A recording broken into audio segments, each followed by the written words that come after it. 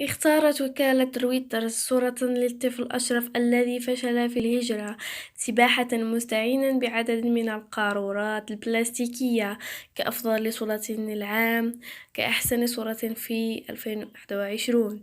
وتم تداول هذه الصورة على نطاق واسع خلال شهر جوان الفارط بعد أن انهار الطفل أشرف باكيا بمجرد وصوله إلى شواطئ سبتة، إذ تفاجأ بالأمن الإسباني في انتظاره أين تم توقيفه وإعادته من جديد إلى المغرب.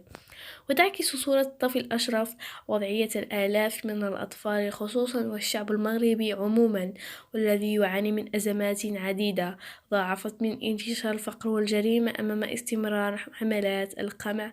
الأمني والقبض الحديدية من طرف قوات القصر الملكي، حيث تم مواجهة المظاهرات التي قادها المواطنون المغاربة هذه الأيام المطالبة بتحسين الوضع الاجتماعي والحرية ورفض التطبيع مع الكيان الصهيوني بكثير من العنف والقمع وسط صمت للإعلام العالمي.